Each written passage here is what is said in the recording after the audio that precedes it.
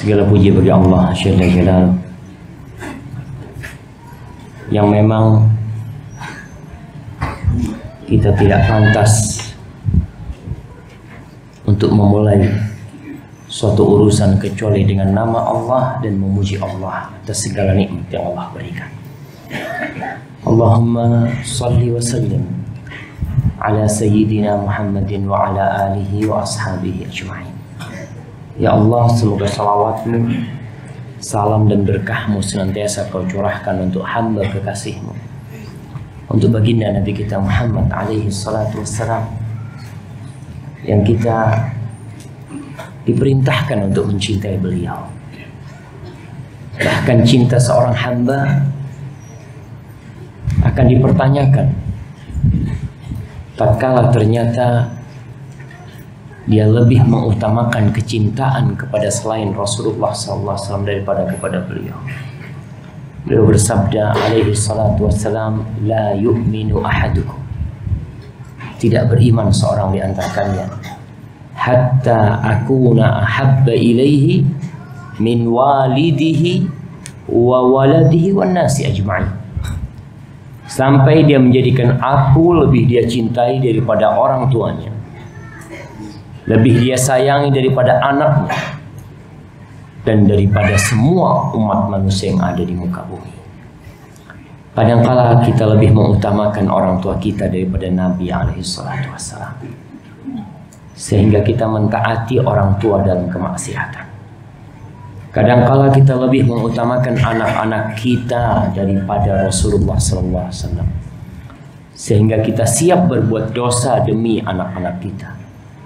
Kadangkala kita lebih mengutamakan sahib-sahib kita karena mereka telah berbuat baik kepada kita, banyak jasa-jasa mereka, dan kita lupa bahwa Rasulullah SAW telah berbuat baik banyak untuk kita. Apakah sesuatu yang besar tatkala kita dituntut untuk mengucapkan salawat kepada Nabi SAW? Haibati fillah, sebelum kita mulai, kata takmir masjid ini menjadi kotak pertanyaan.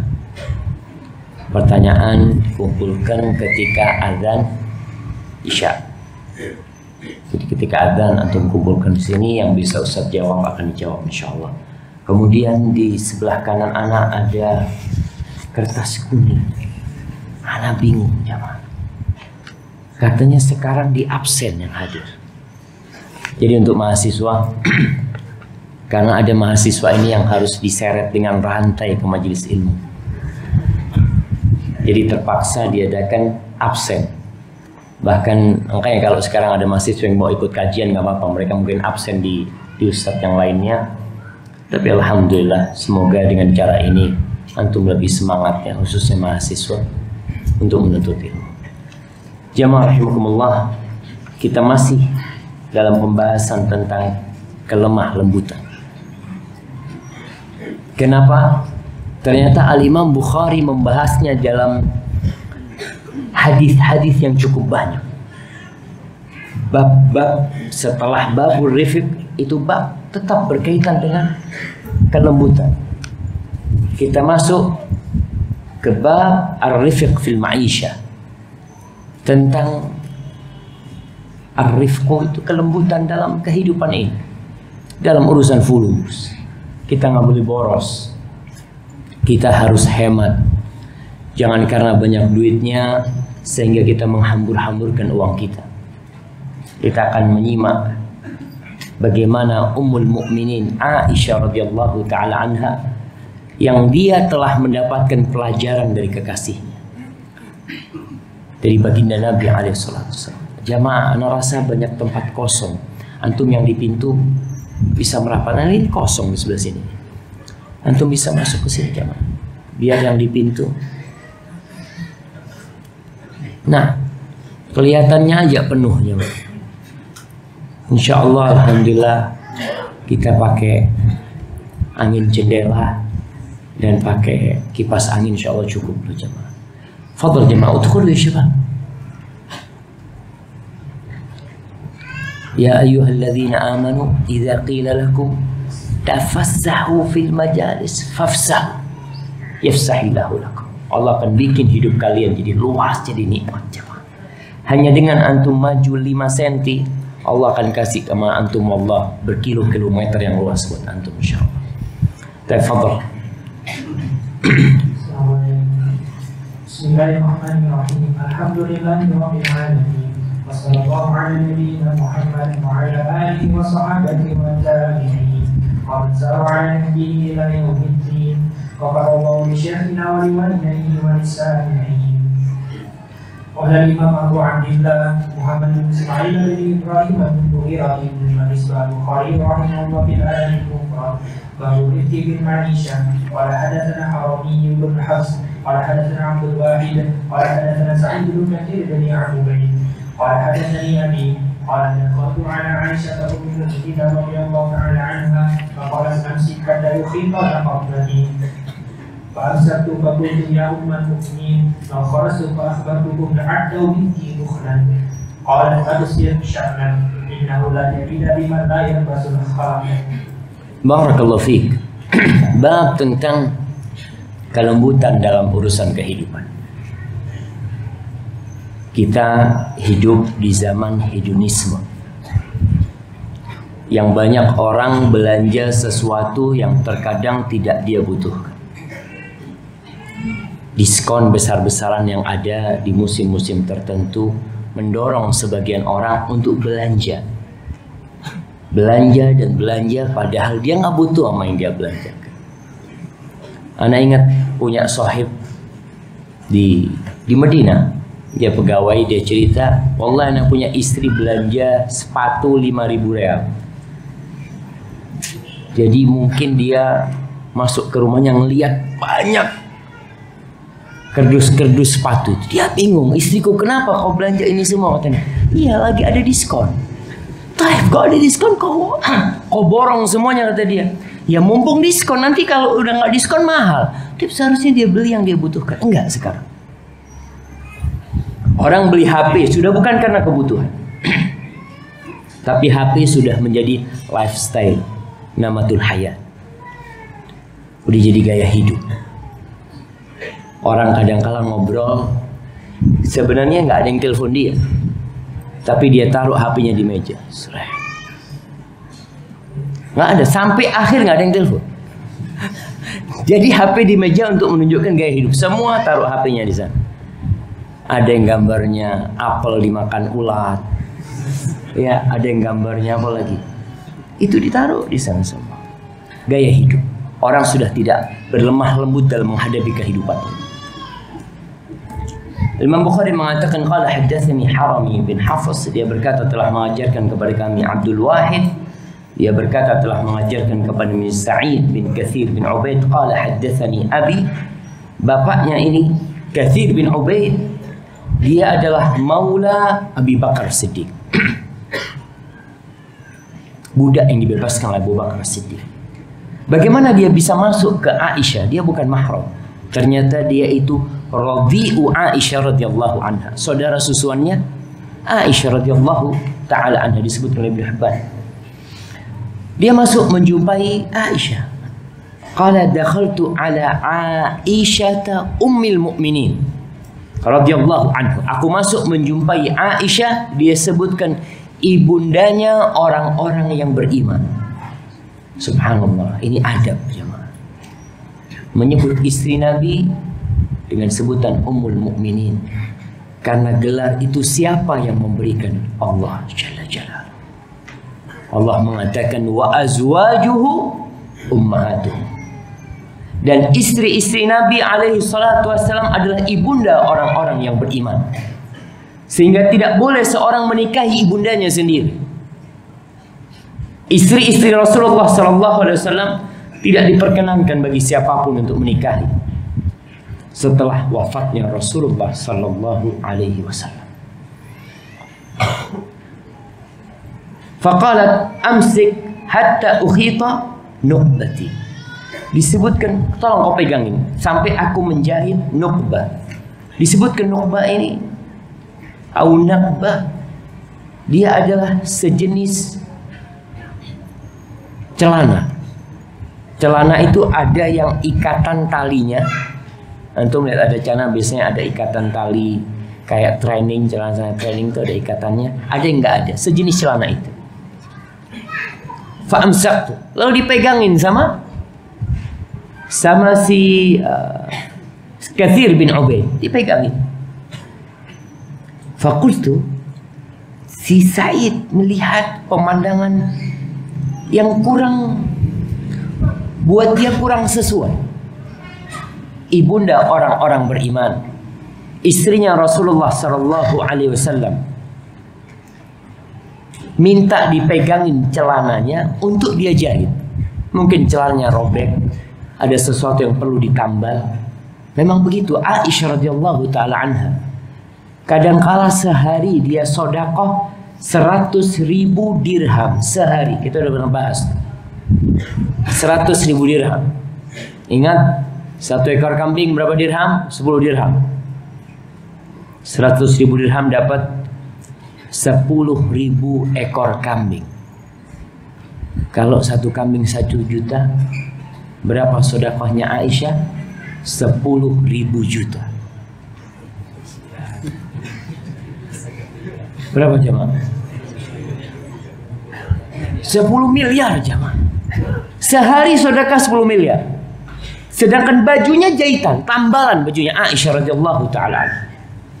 Maka si Sa'id atau si Katsir bin Ubaid merasa ini nggak tepat, nggak sesuai. Lalu katanya Katsir bin Ubaid, ya ummul mukminin, wahai ibunda orang-orang beriman, lau kharajtu fa akhbartuhum la'adduhu minki bukhlan. Kalau aku keluar lalu aku kasih tahu tuh sama orang-orang tuh, kalau ummul mukminin celananya robek ditambal sendiri, pasti mereka akan menganggap itu sikap pelit dari dirimu, bakhil. Orang berpandangan seperti itu. Ini pandangannya Katsir. Apa kata Aisyah radhiyallahu taala anhu? Absir nafsak. Dalam riwayat lain dikatakan da'an, kau udah nggak usah diurusin orang. Kau perhatikan dirimu. Memang jamaah kalau kita ikut omongan orang nggak ada benernya. Semua orang itu memiliki sisi pandang yang beda-beda. Makanya antum lihat rumah itu nggak ada yang sama modelnya. Apa antum lihat sandal, nanti antum keluar dari masjid lihat sandalnya orang, apa modelnya satu? Nggak satu modelnya. Yang satu menganggap oh ini bagus, dia beli yang itu. Yang lain nggak bagus yang ini, kata. Itu manusia. Maka da'an, sudah nggak usah diurusin mereka. Jangan sampai seperti ceritanya orang yang bawa keledai. Ingat tuh, ada orang tua masya Allah naik keledai, anaknya yang nuntun keledainya lewat satu kampung. Apa kata orang kampung? Ajib, ini orang tua tidak ada kasih sayang kepada anaknya. Masa anaknya suruh nuntun dia naik? Akhirnya betul juga kata orang ini. Ya sudah, dia turun, nak kau naik nak. Naik anaknya, bapaknya yang nuntun. Sampai satu kampung, apa kata orang kampung? Wallah kurang ajar ini anak, durhaka sama orang tua. Masa bapaknya suruh nuntun dia naik? Nah gimana? Oh kalau gitu kita naik berdua. Lewat satu kampung lagi, Allah ini orang zalim kata dia. Masa keledai kecil dinaikin berdua kata dia. Akhirnya turun berdua nuntun keledai. Keledainya jalan dan orang itu jalan berdua sama anaknya. Apa kata orang kampung selanjutnya? Ya Allah ini orang agak nggak waras. Masa keledainya dituntun nggak dinaikin kata dia. Terus mau ikut yang mana aja? Antum mau ikut yang mana? Antum ikut yang mana? Ikut yang pertama. Jadi anaknya biar nuntun gitu. Nanti lewat kampung anaknya dibilang, antum dibilang nggak kasih sayang sama anak. Terus gimana? Tugas anak nuntun gitu ya, masya Allah. Tugas anak nuntun jadi jamaah. Tapi ala kulli hal da'anka, absir sya'nak. Sudah kau perhatikan dirimu, biarkan mereka. Apa kata Aisyah? Qalat absir sya'naka innahu la jadida liman la yalbasul khalaq. Ini adalah sebuah masal yang disebutkan dalam kitab-kitab masal. Sebagian memaknainya dengan makna yang berbeda-beda. Anda baca di beberapa terjemahan tentang makna ini. Mungkin arti secara bahasa, tidak ada yang baru bagi orang yang tidak memakai yang lama. Tidak ada yang baru bagi orang yang memakai yang lama. Ada yang menafsirkan bahwasanya kalau kita itu tidak menghargai yang lama, sohib, kalau kita tidak menghargai sohib kita yang lama, teman lama kita, maka kita akan menghargai sohib kita yang baru. Ada yang memaknai kalau kita tidak memakai yang lama, berarti kau tidak akan disebut memakai yang baru. Kau disebut pakai baju baru karena ada yang lama. Ada yang memaknainya bahwasanya orang-orang yang selalu pakai baju baru terus, lama-lama bangkrut dia nanti. Karena selalu dia gonta-ganti yang baru. Dan ini kita lihat, ada orang yang kerjanya gonta-ganti HP. Setiap keluar HP model baru, dia ganti. Ganti lagi. Lama-lama terpuruk ekonominya gara-gara gonta-ganti HP. Akhirnya dia kembali kepada yang kuno. Untuk melihat ada HP yang pakai antena panjang, Masya Allah, bagus ini kata dia. Dulu dia lempar, sekarang jadi bagus buat dia. Di antara yang menyebabkan masal ini disebutkan dalam kitab Tarikh Ibn Asakir, bahwasanya Ar-Riyashi Asma bin Kharijah suatu hari dia berkata kepada istrinya, mungkin istrinya muda, dia udah tua. Dia mengatakan kepada istrinya, "Ikhdibi lihyati, wahai istriku, tolong kau semir jenggotku yang udah putih semuanya." Apa kata istrinya? "Ilakam tarqa minka, sampai kapan ditambal-tambal tuh dirimu itu?" kata dia. Udah tua renta dia. Lalu kata Asma bin Kharijah, "Ayyartani khalaqan ablaiti jiddatahu." Engkau menghina aku karena aku sudah tua renta. Yang menghabiskan kemudaanku ini kau juga, kata dia. Iya, artinya dulu aku baru, siapa yang ngabisin aku? Ya kau, sampai akhirnya aku jadi tua renta kayak gini. Kata, "Wahal ra'aiti jadidan lam ya'ud khalaqan." Kau pernah melihat sesuatu yang baru? Bagaimana dia akan jadi baru kalau dia tidak ada yang lamanya? Jadi sesuatu yang baru itu dikatakan baru karena ada yang lama. Maka kita perlu dalam kehidupan ini untuk tidak berfoya-foya. Seorang wanita tidak perlu selalu ganti sofa di rumahnya. Ada memang orang-orang kaya jamaah yang tiap tahun ganti sofa. Sofanya masih bagus, dia ganti. Subhanallah, dulu waktu kita di Madinah, kita itu senang dengan sebelum Idul Fitri. Mahasiswa itu suka, karena banyak sofa yang dibuang di pinggir jalan. Ya kita bawa, akhirnya kita sama dengan mereka, tiap tahun ganti sofa. Tapi sofa nemu. Jadi kita gak bawa ke rumah kita sofa, lalu kita pulang dari masjid subuh, lihat ada sofa lebih bagus ini kita lihat. Kita bawa dari sampah itu dibuang. Masya Allah. Itu adalah sesuatu yang Allah tidak sukai. Allah mengatakan, "Wa kulu washrabu wa la tusrifu, innahu la yuhibbul musrifin." Jadi santailah dalam kehidupan ini. Antum tidak perlu apa istilahnya?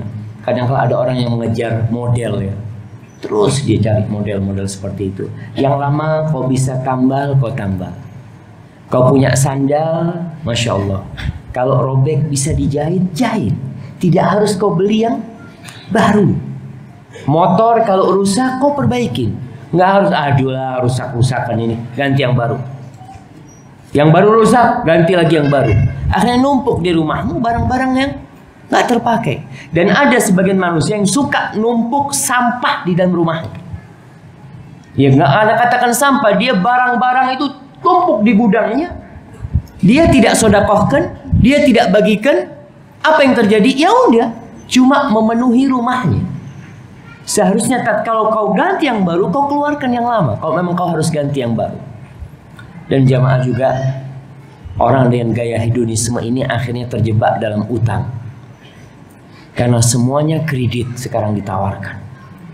Padahal sejatinya kau dengan uang 5 juta bisa beli barang bekas, motor bekas bisa. Tapi sebagian orang 5 juta digunakan untuk uang muka. Dia ambil yang baru, dia pakai itu. Subhanallah, anak kadang-kadang lihat orang beli motor tuh kalau cash 20 juta, kadang-kala baru sampai 32 juta. Ketika dia mau jual, harganya tinggal 10 juta. Berapa kerugian dia? Apa yang menyebabkan orang seperti itu? Tadi gaya hidup, jamaah. Ingin kelihatan mewah, ingin disanjung oleh orang. Wa hadhihi hiyal hayatud dunya. Allah mengatakan tentang kehidupan dunia ini, i'lamu annamal hayatud dunya la'ibun wa lahwun wa zinatun wa tafakhurun bainakum wa takathurun fil amwali wal aulad. Itu kehidupan dunia. Urusannya hanya untuk bermewah-mewahan, berbangga-banggaan. Baik, barakallahu fikum. Kita lanjutkan kepada hadis yang selanjutnya. ثم قال رحمه الله باب ما يقال عنه على الرزق قال حدثنا موسى قال حدثنا حماد عن حميد عن حسن عن عبد الله بن مغفل عن النبي صلى الله عليه وسلم قال ان الله رفيق يحب الرزق ويؤتي عليه ما لا يؤتي على الانس وعن يونس عن حميد مثله. Barakallahu fikum. Baik. Ini bab ma yu'tal 'abd 'ala rizq. Apa yang dikaruniakan kepada hamba di atas kelemah lembutan dia. Orang kalau lemah lembut itu dapat apa? Apa yang akan dia rasakan dalam kehidupan di dunia dan kelak dalam kehidupan di akhirat. Imam Bukhari mengatakan telah mengajarkan kepada kami Musa, dia berkata telah mengajarkan kepada Hammad dari Humaid dari Hasan al-Basri radhiyallahu taala anhu dari Abdullah bin Mughaffal radhiyallahu taala anhu anin Nabi sallallahu alaihi wasallam dari Nabi alaihi salatu wasallam, beliau bersabda, innallaha rafiqun yuhibbur rifq. Allah itu maha lemah lembut dan dia cinta dengan kelembutan. Cinta. Makanya antum kalau lihat syariat Allah itu tidak memberatkan. Allah ingin memberikan kemudahan kepada hambanya. Kalau kita bicara dalam urusan keyakinan, Masya Allah, keyakinan kita sangat sederhana sekali. Qul huwallahu ahad, Allahus samad, lam yalid wa lam yulad wa lam yakul lahu kufuwan ahad. Enggak perlu keruwetan. Berbicara tentang ibadah, Masya Allah, kalau sholat wajib berdiri, itu rukun. Sholat berdiri. Enggak mampu berdiri, kau duduk. Enggak mampu duduk, kau rebahan. Disyariatkan bagi yang hendak sholat harus wudhu. Enggak bisa wudhu, tayamum. Musafir dalam perjalanan, gak kuat puasa, udah berbuka. Salatnya dikosor, dijamak.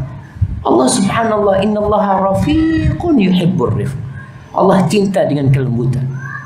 Maka tatkala kita berbicara tentang sifat dan nama-nama Allah, kita nih sebagai hambanya diperintahkan untuk mempelajari asma Allah al-husna. Pekan lalu kita udah bahas apakah Rafiq termasuk dari nama-nama Allah Al-Husna atau tidak. Rasulullah sallallahu alaihi wasallam bersabda, "Inna lillahi tis'atan wa tis'ina asman, mi'atan illa wahidah. Man ahsaha dakhala al-jannah." Allah memiliki 99 nama, 100 kurang 1. Barang siapa yang bisa menghitungnya, dia akan masuk surga. Antum jamaah, khususnya para penuntut ilmu, jangan sampai antum kalah dengan orang-orang awam. Orang-orang awam tuh hafal asmaullah al-husna. Kita nggak hafal. Hafalan Ustaz, cuma nggak urut. Betul nggak urut. Coba antum duduk nanti pulang dari kajian, antum sebutkan nama-nama Allah, antum sebutkan 99. Memang tidak harus sesuai dengan yang ada di kulitnya Al-Quran tuh. Karena penentuan 99 nama ini tidak ada hadis yang sahih. Itu hanya ijtihad ulama. Bahkan ada nama-nama yang di 99 itu yang masih diperselisihkan oleh para ulama. Tapi ada kitab-kitab yang menjelaskan tentang nama-nama Allah Al-Husna. Menghitung nama Allah itu ada 4 tingkatan. Yang pertama hanya menghitung jumlahnya yang 99. Antum hafal wallahu alladzi la ilaha illa huwal malikul qudusus salamul mu'min. Antum hafal. Ini tingkatan sebenarnya tingkatan anak-anak yang dia masih belum bisa mencerna dan memahami. Tingkatan yang kedua, tingkatan yang sudah mulai memahami maknanya. Dia hafal 99 nama dan dia tahu dengan maknanya. Yang ketiga udah naik lagi nih. Dia sudah hafal, dia faham dan dia berdoa dengan nama-nama itu. Walillahil asmaul husna fad'uhu biha. Allah memiliki nama-nama yang indah, berdoalah dengan nama-nama itu. Itu yang ketiga. Tingkatan yang keempat adalah beribadah dengan nama-nama Allah al-husna. Jadi engkau melakukan aktivitasmu, kau faham tuh dengan nama Allah.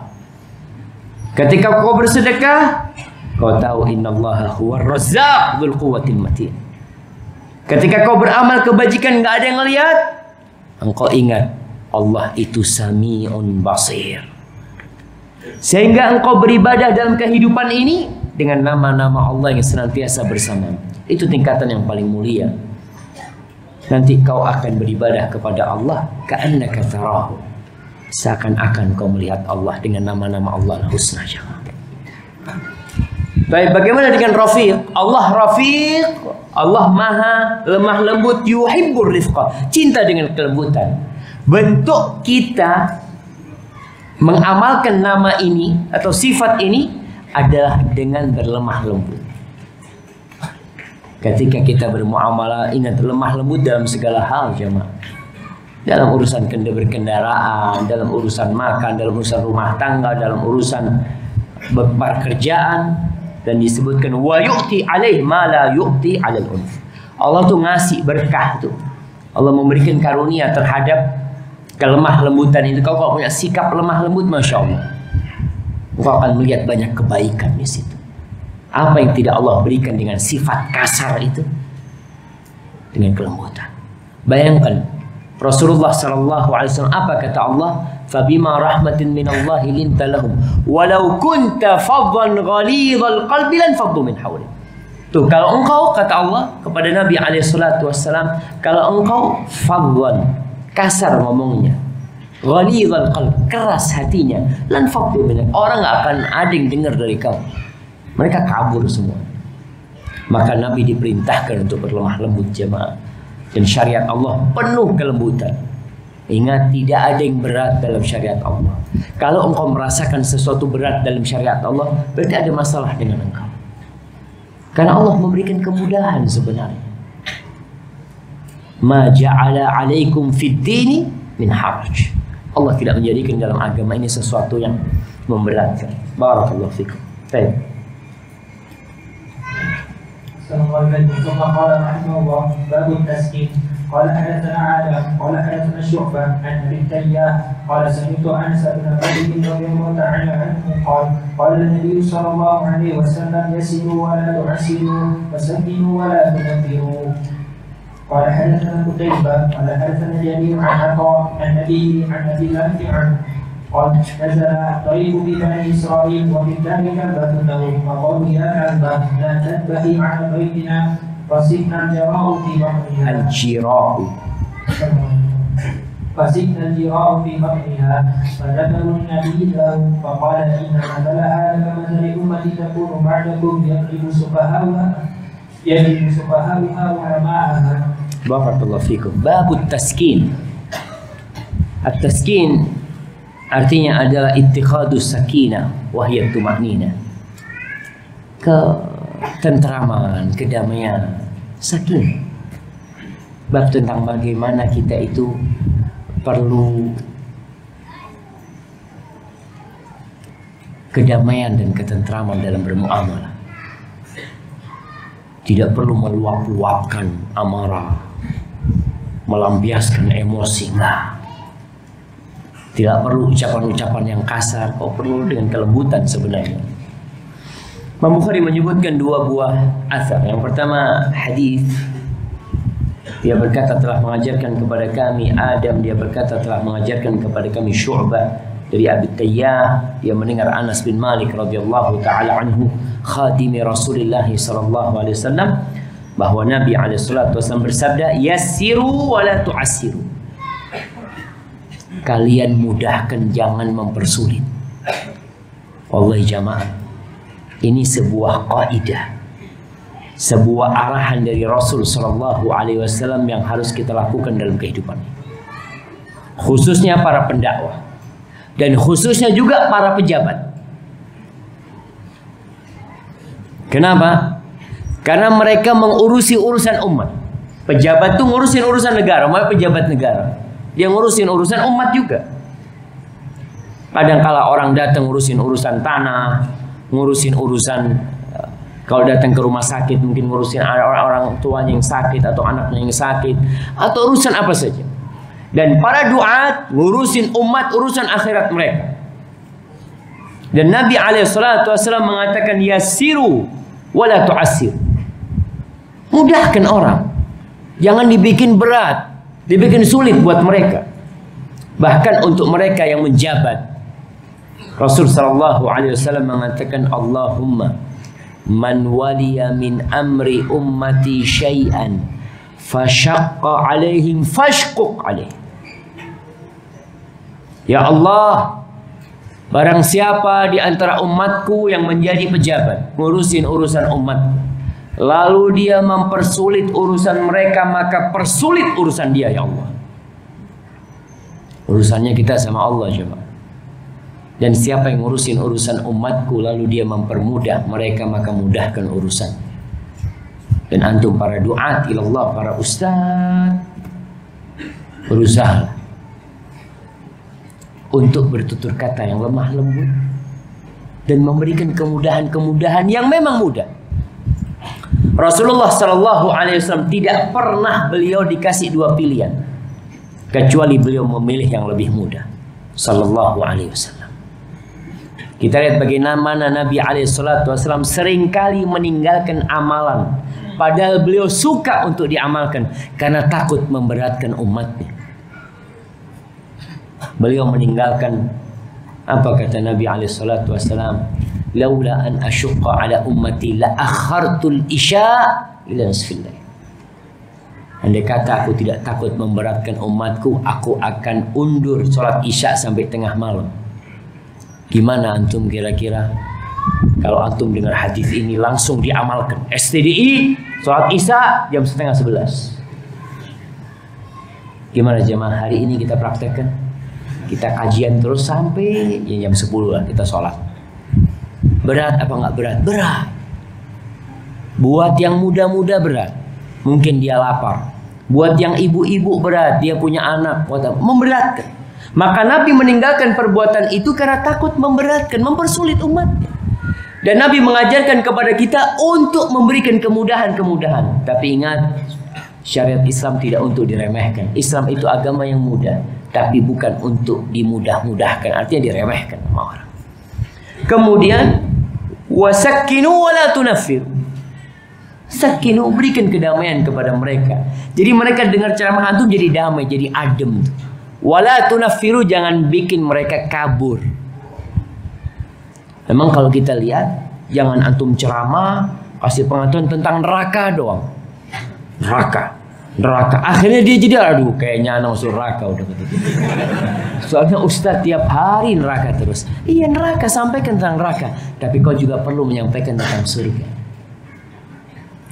Bagaimana Nabi alaihissalam ketika mendapati para sahabat dari luar kota datang, kata Nabi, kau pulang sana lah, kata dia. Kasihan keluargamu ditinggal di sana. Ada orang yang anak muda yang datang kepada Nabi alaihissalam. Ya Rasulullah, idzan li bizina. Wahai Rasul SAW, izinkan aku untuk berzina. Kira-kira antum kalau dapat orang kayak gitu gimana? Wallahi kayaknya kafir itu sudah. Gimana minta izin berzina? Nabi alaihissalam itu sahabat pada marah semuanya, menghardik tuh pemuda. Apa kata Nabi alaihissalam? Udul, kau sini dekat sama. Sampai mendekat, sampai dikatakan lututnya menyentuh lutut Nabi alaihissalam. Lalu Nabi mulai berbicara. Ini yang disebut dengan pendekatan, apa bahasa sekarang? Pendekatan persuasif, pendekatan dari hati ke hati. Nah, antum bisa rasakan ketika orang dikasih tahu dari jauh, kau itu salah, kau itu nggak benar, kata dia. Tapi coba kau panggil. Ketika datang dekat sama kau, orang itu langsung, aduh kayaknya ditampar aku sama orang. Karena ngelihat wajahmu udah nggak benar. Tapi ketika kau panggil dia, ijlis, kita bicara. Yang lain tolong minggir, aku mau ngomong sama dia. Itu Nabi berbicara tidak dengan keras-keras sehingga semuanya dengar. Enggak. Cukup beliau ingin memperbaiki ini anak muda. Ini yang disebut sakinu. Beri kedamaian di hati orang itu. Beri kedamaian. Jadi dia nyaman dengarkan ceramahmu, nyaman dengarkan petuahmu. Tapi kalau dari awal kau sudah kelihatan marah-marah, akhirnya dia kabur. Dia memandang wajahmu dengan ketidaknyamanan. Baik, kemudian di hadis yang selanjutnya ini sebuah azhar yang dhaif. Azhar ini dhaif, tapi maknanya secara umum dalam hadis-hadis lain disebutkan tentang bagaimana nanti akan ada anak-anak muda yang masih muda belia, yang tidak berilmu, yang dia bisa mengalahkan ulama-ulama. Ngomong seenak mereka. Ulama tidak lagi dihargai sama mereka. Di sini disebutkan hadatsana Qutaibah, dia berkata hadatsana Jarir dari Atha, dari ayahnya, dari Abdullah bin Amr bin As. Abdullah bin Amr bin As ini sahabat yang dikenal sering menyebutkan kisah-kisah Israiliyat. Dan kita tahu kaidahnya masalah kisah Israiliyat, hadithu an bani Israil wala haraj. Kau ceritakan tentang Bani Israil enggak apa-apa. La tusaddiquhum wa la tukadzibuhum. Kalian jangan percaya 100% dan kalian jangan mendustakan 100%. Ya udah, anggap cerita, ambil manfaatnya dari cerita tersebut. Dan di sini disebutkan bahasanya nazala dhaifun fi Bani Israil. Ada seorang yang singgah menjadi tamu di Bani Israil. Wa fid dari kalbatun lahum. Di rumah itu ada seekor anjing betina. Yang kayaknya anjing betina ini banyak anaknya. Anaknya lagi nyusu di perut ibunya tuh. Ya kau kalau ada tamu, ya seharusnya kayak anjingnya dikeluarkan atau apa. Ini anjingnya dibawa masuk, tamunya dibawa masuk, di sebelah mereka ada anjing yang lagi nyusuin. Ayo kayaknya azan dulu jemaah.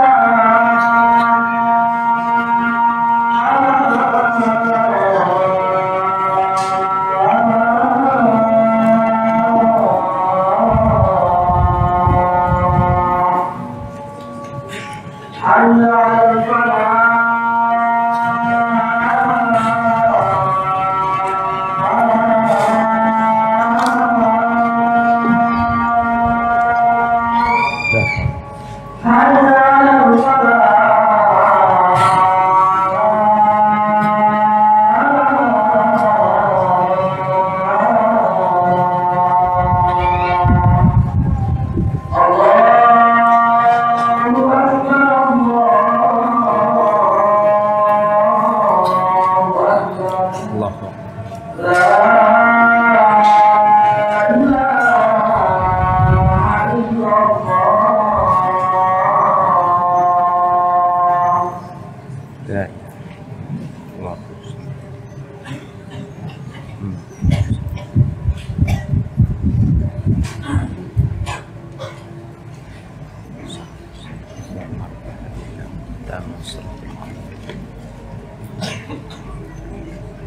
Allahumma salli wa sallim ala Sayyidina Muhammad.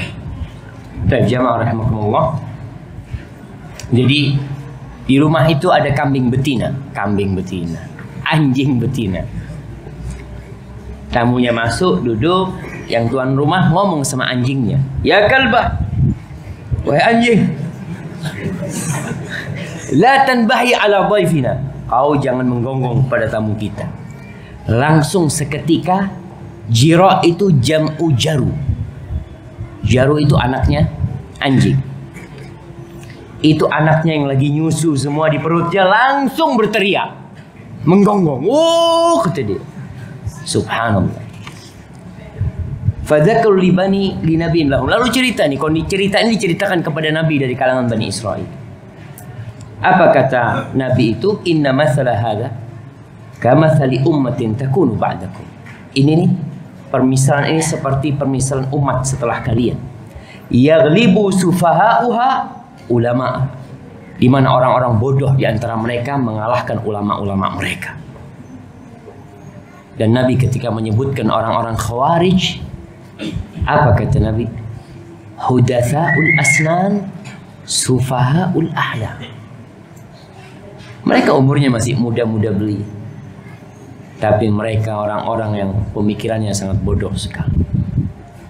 Dan antum kalau melihat komentar orang-orang, kadang-kala subhanallah ya, ana dengarkan ceramah seorang syekh atau seorang ustadz, lihat komentarnya itu, wallah orang-orang nggak sekolah aja. Kalau masih komentar ini orang bodoh, ini orang nggak belajar, ini ya Allah ya. Benar ternyata, memang akan ada. Tapi ingat sanad hadis ini dhaif. Dan ini kisah dari Bani Israel. Barakallahu fikum. Baik, kita masuk ke sesi tanya jawab jemaah. Masya Allah, banyak banget pertanyaan jemaah. Baik, bismillah. Pertanyaan pertama. Saya orang yang bersifat perfeksionis. Apa perfeksionis ini jemaah? Orang yang ingin sempurna mungkin. Saya tidak suka saya melakukan kesalahan, karena dari kecil saya sering disalah-salahkan, baik oleh orang tua maupun guru. Apakah saya tidak memiliki kelembutan hati? Bukan tidak memiliki kelembutan hati. Kayaknya antum nggak bisa jadi manusia. Karena manusia itu pasti berbuat salah, jemaah. Bukan cuma satu kesalahan. Apa kata Nabi SAW? Kullu ibni Adam khata'. Pelaku kesalahan. Cuma memang ini anak, mungkin yang bertanya ini kondisi orang-orang yang di lingkungan dia itu tidak lembut kepada dia. Ketika dia berbuat salah langsung disalahkan, langsung ucapan-ucapan buruk, dan ini tidak benar jemaah. Antum kenapa disebutkan anak-anak TK itu kalau gurunya tanya siapa yang bisa jawab, semuanya angkat tangan walaupun jawabannya salah. Kenapa? Karena bu gurunya ngomong bagus, iya. Siapa lagi yang mau jawab? Padahal salah jawabannya. Tapi tetap bagus. SD mulai itu nggak nyaman. Apalagi kuliah. Aduh, kalau kuliah sudah. Siapa yang bisa jawab? Semuanya pada diam. Soalnya kalau salah jawabannya, kau lulusan dari mana kau? Jadi nggak nyaman seperti itu. Maka yang seperti ini akhirnya berpengaruh ke psikologi itu anak. Dia akhirnya kalau ada yang menyalahkan dia jadi malah. Sebenarnya kau ketika ada yang menyalahkan, kau istighfar. Ketika salah, astagfirullah, ya Allah, aku sampai sekarang masih sering berbuat salah. Dan salah satu yang kita bahas kemarin, bagaimana kita memperbaiki sikap kita dan sifat kita adalah menerima kritikan orang-orang. Kalau orang melempari engkau dengan batu, kumpulkan tuh batu, kumpulkan aja, nggak usah dibalikin. Kau bangun dengan batu itu anak tangga menuju kesuksesan dirimu. Bismillah. dan kau berlapang dada, banyak istighfar, insya Allah Allah akan berikan kelembutan hati kepada. Ini sebab saya marah karena saya salah. Nggak usah, semua orang melakukan kesalahan, itu sudah fitrahnya, itu sudah sunnatullah, kita pasti berbuat salah. Yang parah kalau orang ini merasa nggak berbuat salah. Nggak mungkin aku berbuat salah, enggak. Pasti kau berbuat salah. Maka kita kadang-kala perlu introspeksi diri kita. Apakah memelihara hewan dapat melembutkan hati? Tergantung yang dipelihara. Kalau antum pelihara buaya, antum jadi tambah garang jawab. Kalau kepingin lembut hatinya, pelihara kambing. Karena Rasul sallallahu alaihi wasallam, subhanallah, antum lihat Nabi Musa alaihissalam. Beliau hidup kira-kira 30 tahun di istana bersama Fir'aun. Bagaimana gaya orang yang hidup di istana? Yang semua perintahnya dilaksanakan, keinginannya dipenuhi. Makanya Nabi Musa akhirnya lari kabur meninggalkan Mesir ke Madian. Di situ beliau melihara kambing berapa tahun? 10 tahun ya. Jadi antum kalau kepingin lembut, memang salah satunya piara kambing. Antum piara kambing, dan subhanallah udah pernah ceritakan bagaimana kambing itu. Ana pernah turunkan kambing, masya Allah 3 ekor atau 4 ekor, 1 di bawah, yang 3 ke rumahnya tetangga kemana apa. Antum nggak bisa panggil dia, pulang tahu, nggak bisa. Antum harus pegang, bawa satu-satu kambingnya. Kadang kala nggak mau dibawa, harus didorong kambing itu. Belajar lemah lembut. Dan nanti kita akan masuk ke bab tentang lembut kepada binatang ya. Bagaimana hadisnya Aisyah. Nah, ya hadis yang selanjutnya sebenarnya udah kita bahas. Syekh Abdul Razak hafizahullah taala cerita tentang Syekh Abdurrahman As-Sa'di. Syekh Abdurrahman As-Sa'di itu melihat seorang lelaki lagi bawa himar, dengan kasar dia pukulin himarnya itu. Kata Syekh, tarafaq bihi, kau berlemah lembut sama dia. Wallahi innahu la yastajib. Wallahi sudah lemah lembut sama dia, tapi dia nggak mau. Kata dia. Akhirnya sudah sini anak yang ngurus, kata Syekh. Akhirnya masya Allah diusap mungkin sama Syekh ini himar ya. Kemudian mau jalan sama Syekh. Apa kata orang Badui itu? Ya Allah, sampai himar pun tahu kalau kau Syekh, kata dia. Jadi himar pun menurut pikirnya dia, karena tahu Syekh yang bawa, jadi mau. Kalau semua dia nggak mau, kata dia. Enggak, tetap kita berlemah lembut ya, Mas. Jadi salah satunya berlemah lembut, dia tadi piara kambing ya. Piaraan apa lagi yang bisa bikin lemah lembut ya, Mas? Kucing, benar. Tergantung kucingnya coba. Antum kalau piara kucing Anggora, antum bukan lemah lembut antum, malah suka marah-marah. Kucingnya ke rumah tetangga, mana dipanggil-panggil. Kalau digendong orang antum takut, ini kucing ana ini kata. Coba antum kalau kucing kampung mau ke rumahnya siapa aja antum nggak urusan sama dia. Bismillah, assalamualaikum warahmatullahi wabarakatuh. Waalaikumsalam warahmatullahi wabarakatuh. Ustaz, suami saya sering sekali membentak saya dengan nada tinggi dan kasar jika sesuatu tidak berkenan di hatinya. Bahkan tak jarang suami main tangan, sehingga pernah pipiku berdarah gara-gara terkena cengkraman kukunya yang tajam. Dengarkan dulu, belum selesai ini kita. Pula didorong hingga terjatuh. Istri mana yang tidak sedih jika suaminya demikian? Saya mencintainya karena Allah. Seharusnya kau benci karena Allah. Iya, karena dia melakukan sesuatu yang perlu dibenci karena Allah. Dan saya masih berharap suami saya bisa berubah. Berilah nasihat kepada saya dan juga cara bagaimana menghadapi sikap suami saya. Nah, jamaah, wanita ini wanita yang baik. Kenapa anak katakan baik? Dia tidak mengatakan, Ustaz, suami anak sekarang sedang hadir di sini. Dia tidak mengatakan seperti itu. Tapi dia ingin bagaimana dia bisa menundukkan suaminya. Caranya satu. Yang pertama, kau cari apa saja yang tidak disukai suamimu. Kau udah tahu semuanya, kau hindari hal itu. Jadi bikin suamimu tidak punya kesempatan marah. Bikin. Artinya istri yang sudah tahu dengan tabiat suaminya, dia tahu suamiku nggak suka ini, nggak suka ini, nggak suka ini. Dia pernah marah dulu menamparku gara-gara ini. Jangan kau lakukan itu. Apa saja. Sehingga insya Allah sang suami tunduk. Sampai ada sebuah permisalan, sebuah masal. Ada seorang datang ke seorang alim lama. Dia ngomong suamiku kasar gini, macam-macam kata dia. Gimana cara menundukkan suamiku? Apa kata gurunya? Ingat ini permisalan, anak yakin ini permisalan bukan cerita nyata, itu permisalan. Kata gurunya, kau datangkan kepadaku 3 helai kumis singa. Nanti kau bisa nundukkan suami. Akhirnya si wanita ini berusaha, mungkin dia ke tempatnya singa yang di sirkus atau apa, dia kasih makan. Kau lihat singa aja bisa tunduk kan?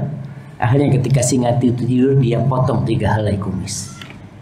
Dia bawa ke ustadznya. Ustadz, alhamdulillah saya berhasil 3 helai kumis. Kata ustadz ini, subhanallah, singa bisa tunduk sama kau. Gimana suamimu kok tidak bisa tunduk sama kau?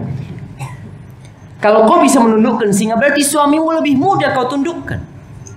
Maka tadi kau cari. Suamimu suka makan apa, kau berikan apa yang dia sukai. Tahu suaminya nggak suka sama ikan asin, kau jangan goreng ikan asin. Sudah selesai. Rumah harus selalu bersih karena suaminya nggak suka ada yang kocar-kacir. Jadi nasihat anak, berusaha kau mencari tahu apa aja yang tidak disukai suamimu, kau hindari. Dan bagi para suami, ingat Allah mengatakan wa'ashiruhunna bil ma'ruf. Pergaulilah istri-istri kalian dengan cara yang patut. Walaupun dalam kondisi kalian benci sama istri. Allah mengatakan wa'ashiruhunna bil ma'ruf fa in karihtumuhunna. Ini jamaah, ingat rumah tangga tidak selalu dibangun di atas cinta, tidak selalu. Bahkan Allah berbicara tatkala harus ada kebencian di dalam rumah tangga. Solusinya tidak harus berpisah, tidak harus bercerai. Ketika kau nggak suka sama istrimu, kau benci sama istrimu, ceraikan. Jangan. Tidak semua rumah dibangun di atas cinta. Kebanyakan rumah itu dibangun di atas Islam dan ihsan. Kan orang ngerti, ya sudahlah aku jaga anak-anakku, walaupun suamiku tidak sayang sama aku, mudah-mudahan anak-anakku berbakti sama aku. Seperti itu. Suami juga kayak gitu, mungkin istrinya, ya sudah kalau memang tidak ada cinta di rumah ini, aku akan berusaha berbuat baik sama kau, karena kau bagaimanapun adalah seorang muslimah yang aku dituntut untuk berbuat baik kepada dirimu. Ingat, tetap seorang suami dan tidak boleh mukul suami, apalagi mukul wajah. Nabi SAW mengatakan wala tadribil wajah, jangan memukul wajah, kata Nabi SAW. Nah, Ustadz, bolehkah kita menjamak sholat tanpa sebab? Yaitu menjamak hanya karena takut memberatkan diri kita. Kalau nggak salah ada hadis yang menyebutkan Rasulullah SAW menjamak 2 sholat dalam satu waktu tanpa sebab. Lalu begitu ditanya para sahabat dijawab dan tidak ingin memberatkan umatnya. Ya, ini Ibnu Abbas ketika ditanya, hadisnya riwayat Muslim. Ketika ditanya tentang kenapa Nabi SAW menjamak tanpa sebab. Artinya tanpa sebab itu ketika itu tidak ada hujan, tidak ada badai, tidak ada hal yang menakutkan. Dan di dalam kota beliau menjamak hal itu.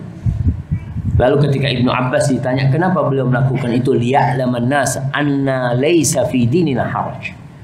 Nabi ingin memberikan tahu kepada umat bahwasanya agama kita itu tidak ada yang memberatkan. Artinya kita itu boleh menjamak dalam kondisi yang memang menuntut kita untuk menjamak. Orang sakit boleh jamak. Bukan hanya untuk musafir, tapi dia tidak boleh mengqashar. Tapi kalau kau nggak ada apa-apa, aku mau jamak sholat supaya orang tahu kalau agamaku tidak sulit. Kau ngasih tahu orang, bukan kau hendak memudah-mudahkan untuk dirimu. Sedangkan Nabi SAW ketika mengamalkan itu, misi beliau adalah untuk menunjukkan keindahan Islam dan agar umatnya juga tidak merasa berat. Jadi kalau kita bicara berat gimana antum? Iya Ustaz, ana mau jamak maghrib sama isya, soalnya turun dari atas itu capek Ustaz, dari atas ke bawah gitu kan. Kalau itu enggak, antum sedang meremehkan sholat antum. Barakallahu fikum. Apakah benar berdakwah wajib bagi setiap orang mukmin? Lalu bagaimanakah cara yang paling lembut berdakwah dengan teman sebaya yang masih belum mengenal dakwah salaf? Dan kalau kita bicara dakwah,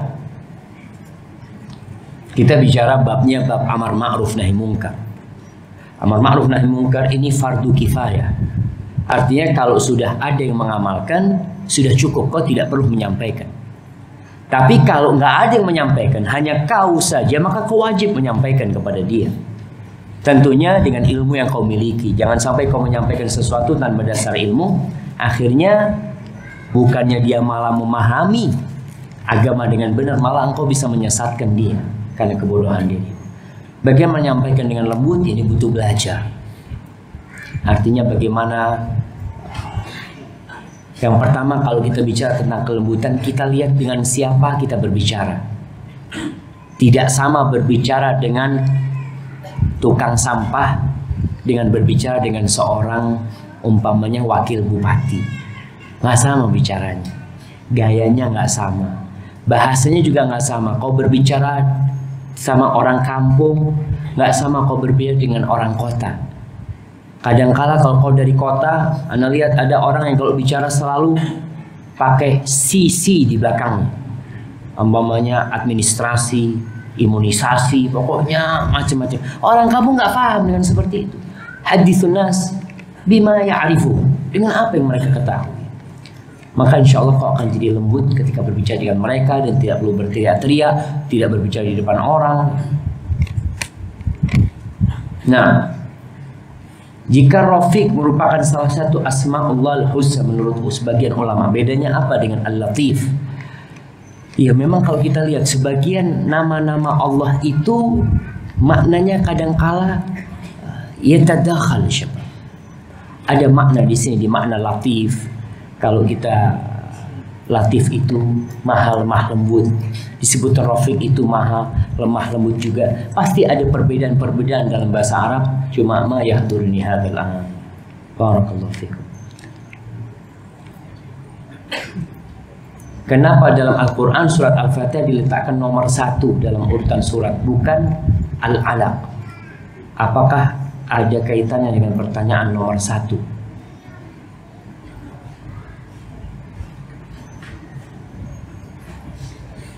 Apakah ada kaitannya dengan kaitan nomor 1? Tentang kelembutan. Wallahu a'lam bishawab. Yang pertama berkaitan dengan penyusunan surat-surat ini adalah Rasul sallallahu alaihi wasallam yang menyuruh para sahabat untuk melakukan hal itu. Letakkan ini di surat ini, letakkan ini di awal surat. Walaupun ada sebagian mengatakan peletakan itu bisa jadi ijtihad, tapi sebagian adalah tauqif.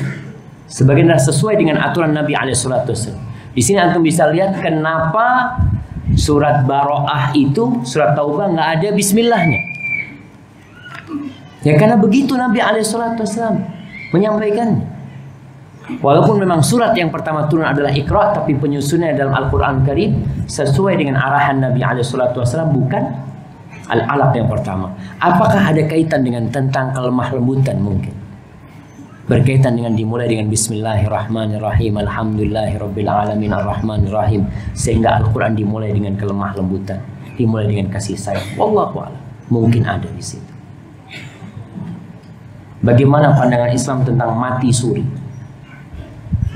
Ya mati suri ini belum mati, jemaah. Iya, dia itu belum mati. Mati suri ini mungkin bahasa sekarangnya apa? Koma. Bahasa sekarangnya itu koma. Jadi pernah, kalau nggak salah Syekh Utsaimin atau Syekh Lani, ana baca di kitab beliau, ada orang yang ngangkat jenazah. Dulu itu jenazah kalau diangkat nggak seperti di Indonesia, kerandanya itu ada penutupnya. Sampai sekarang di Madinah itu kerandanya nggak ada penutupnya, kecuali kalau perempuan tengahnya ditutup, kakinya itu kelihatan berdiri. Ketika ada orang bawa jenazah, salah satu orang yang dilewatkan, turunkan jenazahnya, belum mati nih orang, katanya. Katanya, kok bisa belum mati, turunkan, katanya. Lalu dia lakukan sesuatu, bangun tuh jenazahnya. Ditanya, kau tahu dari mana dia belum mati? Aku lihat kakinya masih berdiri. Orang yang mati itu kakinya udah jatuh gitu. maka dia sebenarnya tadi koma, mati suri. Kalau dia dikuburkan, ya mati sungguhan dia. Terus kalau ada orang mengatakan mati suri kemudian bangkit dari kuburnya, mungkin tidak. Mungkin nggak jam. Mati suri 3 hari dikubur terus hidup kembali. Bernafas dari mana dia jam? Wallahu a'lam. Apakah berdosa jika menceraikan istri yang sudah tidak suka kepada orang tua, dan juga istri meminta cerai jika anak lebih memilih orang tua? Jadi kalau kita bicara masalah cerai, apabila ada ketidakcocokan di dalam rumah tangga sehingga sakinah yang diharapkan dalam pernikahan hilang. Tujuan pernikahan apa? Litaskunu ilaiha. Sakinah itu udah hilang dan kau sudah tidak bisa memperbaiki. Umpamanya kau sudah berusaha semampumu, maka tatkala itu ada pilihan buat engkau. Kalau dikatakan dosa, enggak, kau enggak dosa. Selain juga engkau mungkin akan memberikan keluasan buat istrimu. Keluasan dari sisi apa? Ya kalau kau tetap beristri dengan dia, istrimu akan tetap marah-marah sama orang tuamu mungkin, sehingga membuat dia durhaka sama mertuanya, tidak berbuat baik sama mertuanya. Hukum-hukum Allah tidak ditegakkan, kau sendiri juga sering ribut sama dia. Akhirnya sakinah tidak ada. Mungkin salah satunya ya perceraian menjadi solusi. Barakallahu fikum.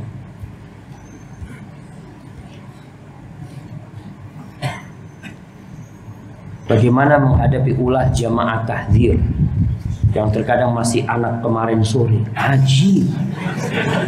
Belum bisa ngomong anak kemarin sore jamaah. Anak ngomong ini terlalu berlebihan jamaah. Anak kemarin sore dalam ilmuwan tapi sudah lancang mencela para asatid yang sudah dikenal mumpuni dan dalam keilmuannya. Ya kau doakan. Kau doakan. Dan tetap kita perlu lembut. Artinya jangan sampai kita ini menyuruh orang lembut, kita sendiri kasar akhirnya. Kita itu kadang-kala gitu jemaah. Menuduh orang itu kasar, menuduh orang itu nggak benar, padahal kau sendiri yang tidak benar. Kau perbaiki dirimu. Dan kata Aisyah, apa? Absir sya'na, da'an, kau udah nggak usah diurusin. Barakallahu fikum.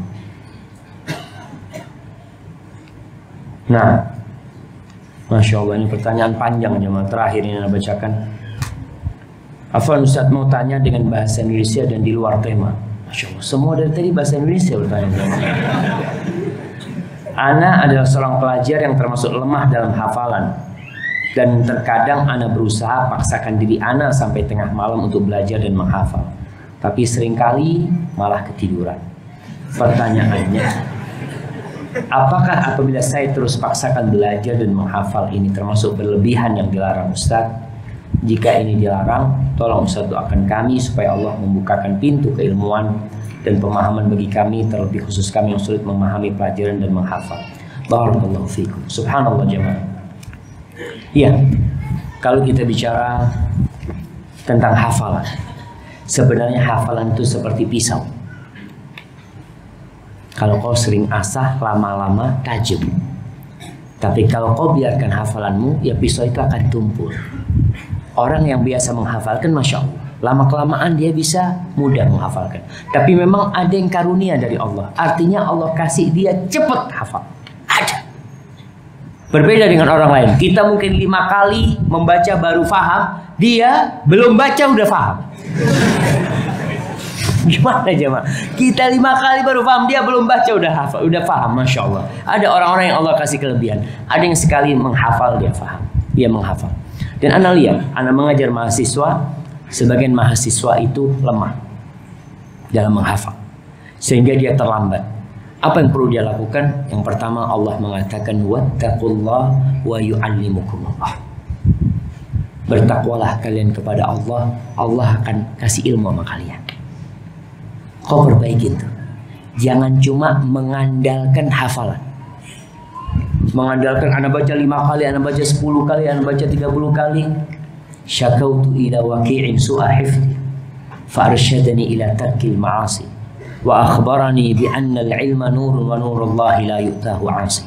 Tuh. Aku mengadu kepada Imam Waqi tentang sulit aku menghafal. Lalu dia mengarahkan aku agar meninggalkan kemaksiatan. Maka tadi kau tinggalkan kemaksiatan. Kalau dikatakan apakah berlebihan kalau engkau sampai larut malam? Begini. Ada waktu-waktu yang memang sulit untuk menghafal. Ketika kau lelah, kau paksa menghafal, nggak ada manfaatnya. Maka kau perlu istirahat. Ana dulu punya teman, Masya Allah, di pondok jam. Itu dia setiap jam 3 malam bangun. Dan dia itu punya kertas, bukan notes, dia punya kertas yang panjang dia bikin. Dia tulis itu mufradat, dia taruh di kantong. Ketika dia ngantri makan, dia buka. Ketika dia ngantri toilet, dia buka. Ada di kondisi-kondisi yang rehat, yang santai, dia buka untuk menghafal. Insya Allah ketika itu akan mudah bagi kau menghafal. Sekali lagi, jangan memaksa. Artinya kalau lelah, istirahat. Dan gunakan waktu untuk menghafal waktu subuh atau sebelum subuh. Ketika kau bangun tidur, subhanallah, kelihatan orang bangun tidur yang tidurnya cukup, dia kelihatan fresh dan siap menerima ilmu. Anda lihat sebagian mahasiswa jam pertama sudah menguap-nguap. Anda subhanallah, apa mungkin karena pengaruh AC atau apa? Masalahnya dia tidurnya terlambat. Maka antum tidur cukup. Berapa jam sehari tidur cukup? Berapa jamaah? 5 jam. 5 jam, 6 jam paling banyak. Siang harus tidur. Siang usahakan tidur walaupun 15 menit. Ingat, setan tidak tidur siang. Antum jangan jadi setan. Kata Nabi SAW, "Tilu, kalian tidur siang."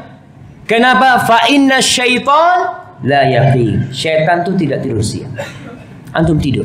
Yang penting tidur itu bukan waktunya. Yang penting itu, kata dokter ini, yang penting deepnya. Deep itu apa? Dalamnya, nyenyaknya. Antum kalau tidur 3 jam subhanallah, tapi nyenyak, itu lebih nyaman dari tidur 8 jam antum bolak-balik nggak nyaman tidurnya. Barakallahu fikum. Masih banyak pertanyaan, insyaallah dijawab pada kesempatan yang akan datang. Antum bawa pekan depan pertanyaannya, kasihkan ke anda. Subhanallahumma bihamdika asyhadu an la ilaha illa anta astaghfiruka wa atubu ilaik. Assalamualaikum warahmatullahi wabarakatuh.